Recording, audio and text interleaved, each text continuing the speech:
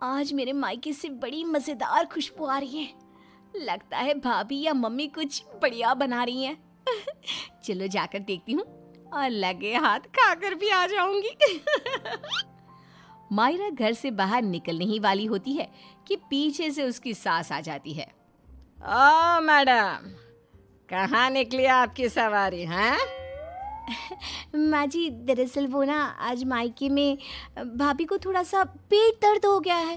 बस वही तो, एक अच्छी ननद होने का फर्ज निभाते हुए उनका हाल चाल पूछने जा रही हूँ मैं।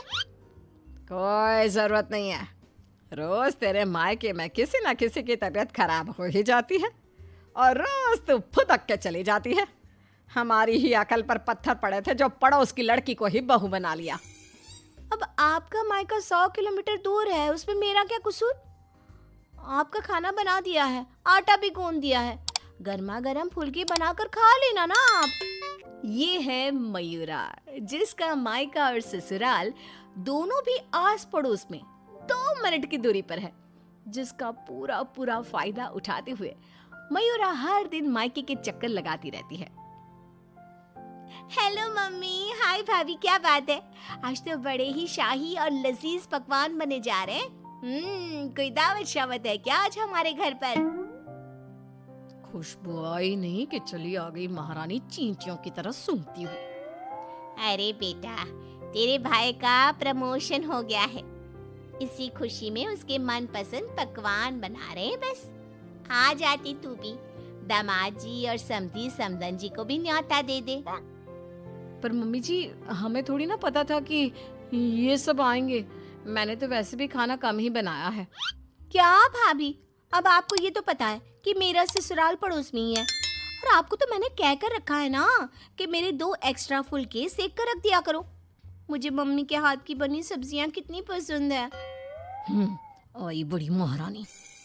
ऐसे ही मयूरा आधा दिन अपने ससुराल में और आधा दिन अपने मायके में गुजारती रहती। एक दिन सुबह नाश्ते के दौरान मयूरा के ससुर धनराज और पति श्लोक। अरे मयूरा, ये क्या? ये पराठा तो आधा कच्चा है और मेरा पराठा तो कुछ ज्यादा ही एक्स्ट्रा पक गया है, जो जल गया है। कोयले से भी काला हो गया। ये तो होगा भी क्यों नहीं।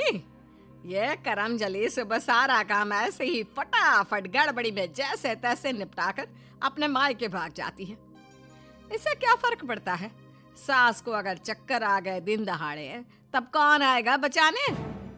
ओ कम ऑन माँ जी, चक्कर, और वो भी आपको? दिन भर आप हर आधे घंटे में कुछ न कुछ खाती रहती हो और फिर भी मुझे ताने कस रही हो। Very bad. तो तू कौन सी गुड है, हैं? आई बड़ी। वहाँ मायके के घर में वंदना अपने पति यानी मयूरा के भाई गोपाल से कहती है, गोपाल, तुम ना तुम्हारी प्यारी बहन को समझा कर रखो।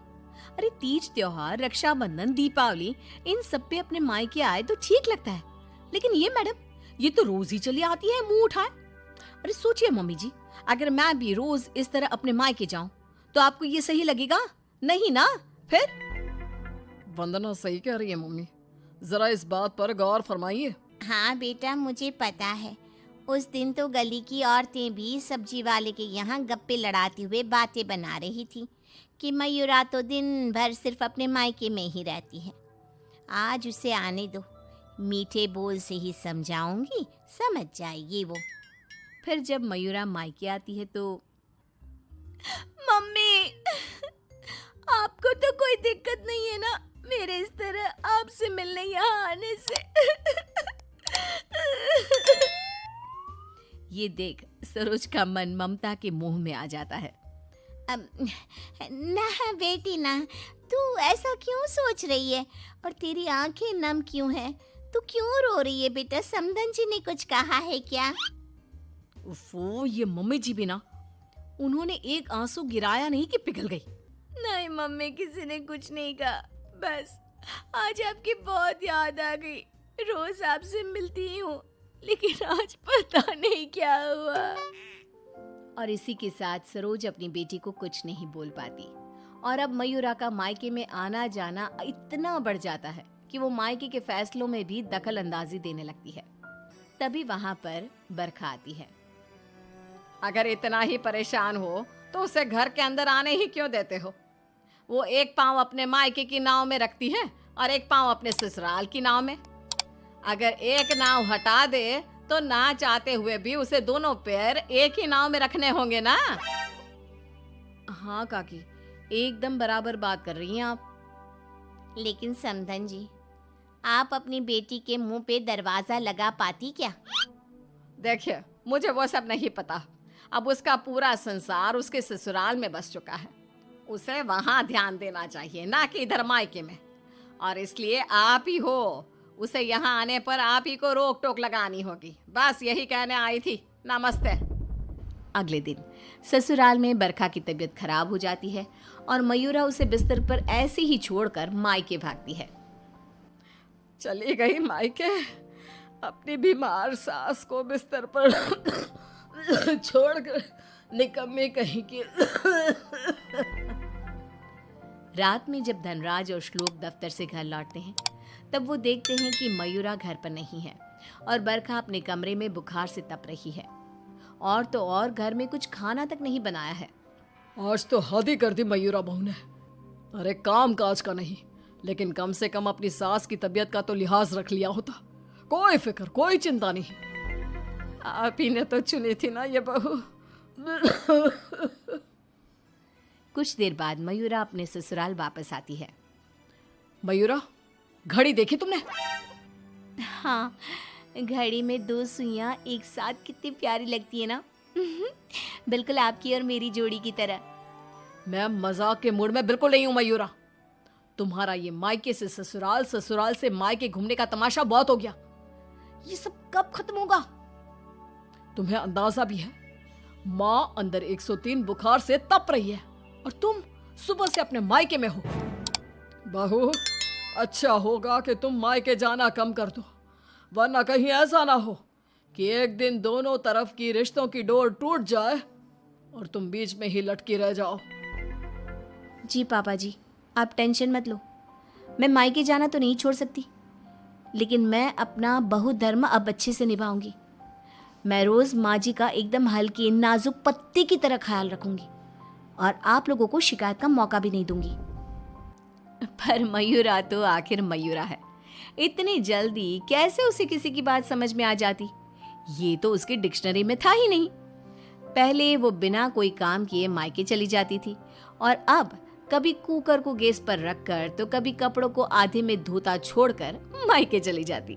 उसकी इन हरकतों से ससुराल और मायके वालों को तो पहले से ही परेशानी थी। अब तो आस-पास की औरतों के लिए भी मयूरा अच्छी खासी शाम की चाय की गॉसिप बन गई थी। अरे वो सरोज बहन की बिटिया मयूरा, कभी इस डाली तो कभी उस डाली फुदकती रहती है। मुझे तो दिन भर अपनी खिड़की से उसका ये सर्कस देखने में बहुत मजा आता है। अरे मैंने तो सुना है उसकी भाभी वंदना अपनी ननद को एक आंख पसंद नहीं करती। दरअसल मेरी बहू काजल और वंदना ना सहेलियां हैं, इसीलिए पता चला। पर मानना पड़ेगा सरोज को, बहुत अच्छे गुण दिए हैं उसने अपनी बेटी को। तभी वहां से गुजर रही सरोज सभी औरतों की बातों को कान लगाकर सुन लेती है और रुककर उन्हें चिल्लाते हुए कहती है, क्यों रे कलम मुइयो, तुम लोगों को क्या अपनी घर गृहस्थी नहीं है जो रोज शाम को हमारी गृहस्थी की चर्चा लेकर बैठ जाती हो? हैं? बेवकूफ औरतें, पहले खुद के घर में ठीक से देख लो, फिर दूसरे के घरों में झांको। क्यों सल्ला बहन, आपका बेटा तो रोज रात को नशे में धुत लुढ़कता हुआ घर वापस आता है ना? हमने कभी कुछ बोला? और जानकी बहन, आपकी बेटी का इस महीने का 5वां बॉयफ्रेंड उसे रोज गली के कोने पर छोड़ने आता है, लेकिन हमने तो कोई बात नहीं बनाई। इतना बोलकर सरोज वहां से चली जाती है, लेकिन अब पानी सर के ऊपर जा चुका था और थक हार कर परेशान होकर दोनों परिवार वाले आपस में एक साथ मिलकर मयूरा के बारे में बात करते हैं। श्लोक, हमने बहुत बार कोशिश की कि हम मयूरा को रोके मायके आने से, लेकिन वो इतनी ढीठ है कि हमारी बातों को कान के पीछे ही डाले जा रही है। अब पता नहीं वो ये सब जानबूझकर कर रही है या फिर सच में।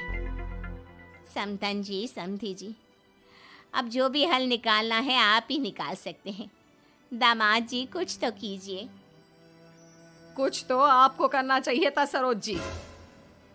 अरे बरखा, जैसे हम बहू को रस्सी से बांध कर नहीं रख सकते, वैसे ही एक माँ होने के नाते सरोज जी भी मयूरा को मायके में प्रवेश करने से नहीं रोक सकती। अरे उसने पूरा बचपन बिताया है वहां पर। लेकिन अब नहीं, अब तो इस सब का एक ही रास्ता है। जो काम मैंने 1 साल पहले नहीं किया था वो मैं अब करूंगा। ऐसा क्या कर लेगा तू बेटा? मुझे कंपनी की तरफ से चिरौलीपुरा में ट्रांसफर लेटर दिया गया था, वो भी दुगनी सैलरी के बेसिस पर। लेकिन 1 साल पहले आई इस ऑफर को मैंने मयूरा की खुशियों के लिए ठुकरा दिया था, क्योंकि अगर हम यहाँ से कहीं और जाकर शिफ्ट हो गए तो वो अपने मायके को मिस करेगी।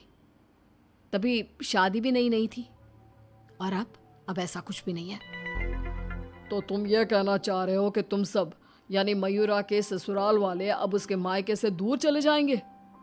जी हाँ, मैं इस ऑफर को अभी भी एक्सेप्ट कर सकता हूँ और फिर हम सब यहाँ से चले जाएंगे। अब हम और कर भी क्या सकते हैं? अगर मयूरा को अपने मायके जाने से रोकना है तो बेहतर यही होगा कि उसके पड़ोस के ससुराल को दूर ले जाए और उसके ससुराल वाले ही अलग जाकर रहे, जिससे वो रोज अपने मायके नहीं जा पाएगी। सभी श्लोक के इस फैसले पर सहमति जताते हैं और फिर मयूरा अपने पति की ट्रांसफर की वजह से शिफ्ट होने की बात को साधारण समझकर अपने मायके से दूर चली जाती है। जो भी कहो, सही मायनों में बहू विदा करके तो मैं अब लाई हूँ।